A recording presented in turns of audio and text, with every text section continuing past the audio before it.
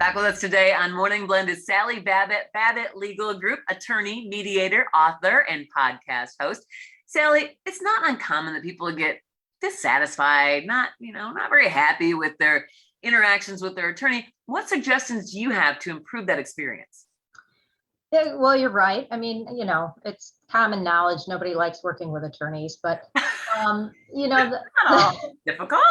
common knowledge to lawyers, let me put it that way. You really have to, from the client's perspective, you have to recognize that your lawyer is actually what I like to think of as your partner in problem solving. In other words, it's a two-way street.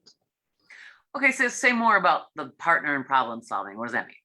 Well, what I mean is people hire lawyers either to prevent problems down the road or to help them solve or fix a problem that they're already in. Yeah. So the attorney needs the client's input and cooperation in doing that job.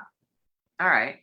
What do you consider the three most important things a client should know or do to make that partnership successful? First of all, I think everyone needs to understand, always provide the information that the attorney is asking for. For example, sometimes I send out a new client intake form ahead of our meeting. Fill it out, bring the information.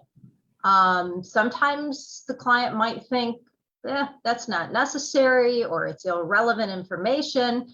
And maybe to the client it is, but I know I don't ask for information that I don't need. So it's somehow relevant, or the attorney wouldn't be asking for it.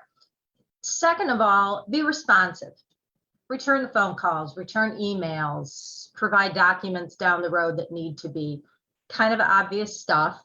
But I'd say probably most of all, don't gaslight your lawyer. And maybe I'm not using the term gaslight exactly correctly.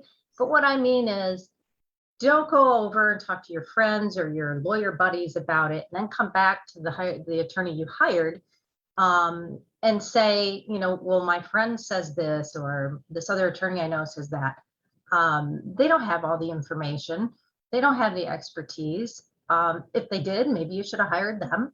But that really just muddies the water. Those are the three main tips I would have for enhancing the experience when you hire an attorney.